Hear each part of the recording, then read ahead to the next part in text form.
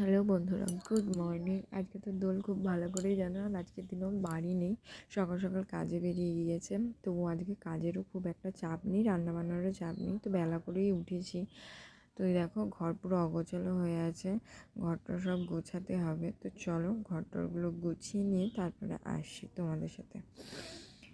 ওই যে বললাম দোল, ঘর হাফ গোছানো হয়েছে, আর তার মধ্যে কুচকে টুচকেরা এসে পুরো রং টং লাগিয়ে কী অবস্থাই না করেছে। দেখো ঘরটা সবে হাফ গুছিয়েছে, আর আজকে রাজ্যের কাচাকুচিও ফেলেছে, যেহেতু ঘরেও নেই। কিছু কিছু সব ছাদে মিলে দেবো, ঝামেলা থাকবে না। ঘরটা ভালো করে পরিষ্কার করে নিলাম, কারণ আমাদের কিছুদিন পরেই ঘুরতে যাওয়ার কথা হচ্ছে। তো কোথায় কী ঘুরতে যাবো সেটা তো থাকছেই, তোমাদের সাথে শেয়ার করবোই। তো ওই দেখো এক গাড়ি কাচাকুচি, তো ধাপে ধাপে কাজ সারছি, আর সবাই এসে এই যে ভূত করে দিয়ে যাচ্ছে। এবার এসেছিলো কাকি আর আমাদের বাড়ির পুচকেগুলো। দেখো পুরো কালার দিয়ে আমাকে কি অবস্থা করেছে, একটু ব্যাক ক্যামেরায় দেখাই। পিঠ ফিট গাল ফাল পুরো লাল, একদিকে একদিকে ব্লু, এই করেছে আমার সাথে।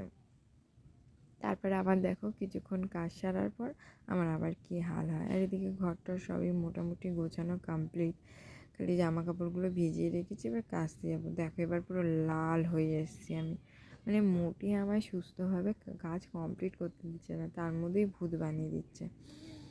তো এই হচ্ছে আমার পুরো এখনের ভূতনি টাইপস লুক। কী আর বলবো। তো ছোট ছোট করে ক্লিপ নিয়েছি, সবটা তোমাদের সাথে শেয়ার করতে পারিনি। এই যে সব কাজ মোটামুটি সারা হয়ে গেছে, আর এখানে জামা কাপড় কটা ভেজানো আছে, এগুলো কাচলেই হয়ে যাবে।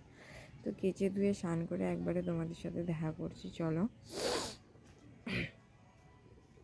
নিজে দেখো স্নান করে চলে এসেছি, আবিরের মধ্যে না রং মেশানো থাকে। দেখো ছোপ ছোপ চারিদিকে কীরকম কালার রয়ে গেছে, ওঠেনি। এগুলো তোলার ব্যবস্থা পরে করছি, তার আগে রান্না বান্না কমপ্লিট করতে হবে।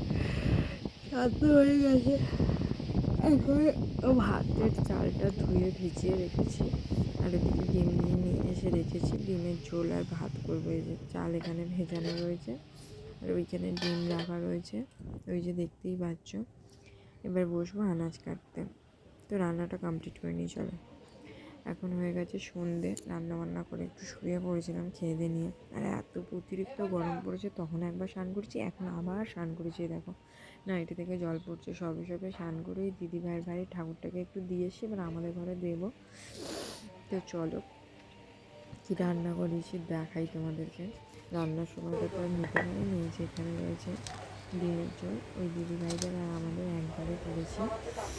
দুটো হাঁড়িতে ভাত দেখে বুঝতে পারছো, নেমে পরে এসে বললেন যে আমাদেরও একবারে ভাত কর।